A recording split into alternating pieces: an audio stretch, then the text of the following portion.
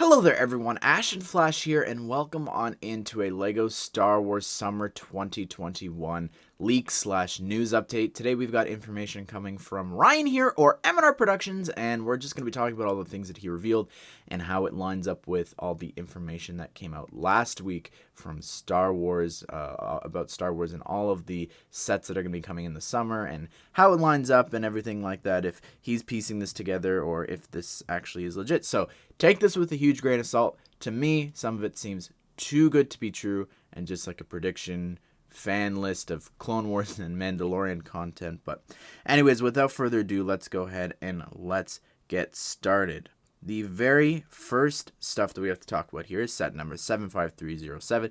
This is the advent calendar for next year, and this will be retailing for $39.99 USD or $49.99 Canadian. Next, we have set number 75308. We have the UCS R2D2 for $199.99 USD. So that makes that $269.99 Canadian. Now, with Star Wars, I just got to say this here, Canadian conversions are all over the place. So I'm going to be saying two different prices just because it's a bit of a window and they change year to year. It's very confusing. But anyways, next up we have set number 75309, and this is rumored to still be the UCS Republic gunship for $349.99 USD. So that will be way over 400 Canadian. Next up, we have set number 75310, the Mandalore Throne and Vault for $19.99 USD, so $29.99 Canadian. This is rumored to come with Ahsoka as well as Maul in their finale Season 7 outfits, which is pretty neat. I really can't wait to see this set. I think that this is something that should have happened last year. I don't really get how it didn't, but this is really exciting, and I can't wait to see the prison, like the little holding device that they had for Maul. Like, that's so cool, like all the prints and stuff like that, or the stickers on that. I'm so excited to see what that's going to wind up looking like, because that can be so incredibly detailed. I cannot wait to see that. Next up, we have set number 75311, the Imperial Troop Transport for $39.99 USD or $49.99 Canadian. This will come with Grief Karga as well as 2 Stormtroopers and a Mortar Trooper, one of the yellow ones from the Season 2 of The Mandalorian. So that doesn't make sense to me if that is, like, they're kind of taking that from Season 2 and throwing it in here. That should probably be the Incinerator Trooper, but we'll have to wait and see what actually winds up happening with that. It sounds interesting. I feel like that could be one that you'll want to get a lot of, multiple of, because why not have multiple Imperial Troop Transports, and it comes with Stormtroopers, and you're going to want to get a couple of the Mortar Trooper or the Incinerator Trooper. So that's pretty neat. Next up, we have set number 75312. This is the Slave 1, and this will be retailing for $49.99 USD or $69.99 Canadian. It's going to be in the same sort of line as like the new X-Wing, how it's smaller, but it's still really good and compact. And then we've also got the TIE Fighter, of course, from this year as well. The 2 figures here that are rumored to be included are Han Solo and Boba Fett. So it doesn't makes sense why there's only 2, since all of the other sets from this past wave had more figures than that, and they're either the same price or cheaper. So just doesn't really make sense to me why that's happening, but we'll have to wait and see what happens with that. I'm still excited about that nonetheless. I don't know if I'll pick that up if the figures or anything aren't new, since I already have everything else for that, since I've already got the 20th anniversary Slave 1.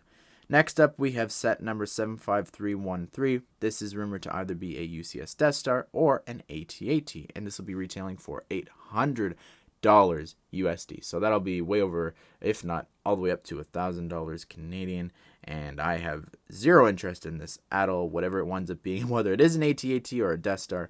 It is not for me. But if it is a Death Star, I didn't mention this in the last video, but I really hope that there's like an ability to transform this Death Star into the Death Star 1 and 2 just by like taking out like the side of it, because I definitely feel like LEGO could have like some sort of sliding mechanism that it like can complete it or have it look like the Death Star 2. Next, we have set number 75314, and this is the Bad Batch Shuttle, and this will be coming with all of the members of the Bad Batch, of course, from the Clone Wars show and soon to be their own show. So those figures include Crosshair, Wrecker, Tech, Hunter, and lastly, Echo. So that's pretty cool. And then next up, we have set number 75315, Moff Gideon's Light Cruiser for $159.99 USD. So that'll be $199 Canadian, if not even more. So the figures rumored to be included in here are the Mandalorian, same from the Trouble on Tatooine set, Cara Dune, Fennec, Moff Gideon, and a Dark Trooper. And we don't know how many. I'm going to say 2 or 3 for sure, especially if they're going to be like sort of like built like the battle droids, which I could see them doing. I would be shocked if Grogu is not in that set, since they are trying to rescue him. And it's a big set. Why not throw him in there? It doesn't really take away from the value of him. He's in a $30 set now, right? So it doesn't really matter about exclusivity or rarity of him anymore. And then here we have set number 75316, the Mandalorian Fighter, and this will be retailing for $59.99 USD, so $79 or $89.99 Canadian. And this set is rumored to come with Gar Saxon as well as Bo-Katan, and then you've also got in the set a Mandalorian Royalist. So this is the one that I'm kind of like, this seems a little too perfect. There's already a lot of Clone Wars content, a lot of Mandalorian. It seems a little bit too perfect, I think. Next up, we have set number 75319. We don't know what this is, but this will be retailing for $29.99 USD or $39.99 Canadian. And then next up, we have set number 75369, Darth Vader's Meditation Chamber. And this is an 18 plus set. I'm not sure. I'm getting all my information here off of Instagram, so it's a little all conflicting and confusing. But the figures included in this are going to be Darth Vader, a Stormtrooper, and Admiral Piet. So why is it 18 plus if it just sounds like a small set like that? So I don't know.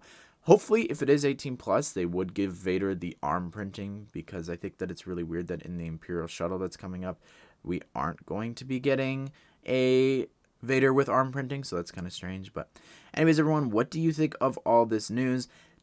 I think it all sounds a little bit too perfect, and I think it all sounds a little bit too perfect to me. So again, take this all with a grain of salt. If this doesn't wind up happening, you could take it up with him. I'm just reporting what's out there, and I'm excited, though, if this is true, especially for all this Clone Wars and Mandalorian content. I think that it's really exciting, and it's going to please a lot of people. I for sure will be getting most of the sets, I think, here on the list. Let me just quickly go through and see. I'll be getting the Mandalore Throne and Vault set, the Imperial Troop Transport, of course. I think I'll pass on the Slave one. I won't be getting any of the UCS sets. They don't interest me. The Bad Batch shuttle for sure, Moff Gideon's Cruiser, the Mandalorian Fighter, and then the Meditation Chamber. I think we'll have to wait and see what that winds up looking like. If it's overpriced for 18 plus and it just doesn't come with any interesting figures, like if Piet isn't new, and if that's really it, I don't know. We'll have to wait and see. Maybe it's 18 plus because it's an anniversary set or something like that. Kind of like what they did with the Bespin Duel set last year. Also, right before all that information dropped, we actually got some news, and this is from someone on Instagram, yak_face. That's actually that the May the 4th promotion is going to be the Tatooine Homestead. So I'm going to assume that's like another micro build. So that's pretty interesting. We'll have to wait and see. Obviously, it's going to be bigger than like the ones that are included in the advent calendars. But anyways, everyone, what do you think of this news? I want to hear your thoughts. What do you think about all this? I hope you guys did enjoy this video, and be sure to subscribe, turn on the bell notifications so that you don't miss out on when all of these sets get officially revealed. Hope you guys do enjoy this, and I hope that you all have a great day. I will see you all in the next one.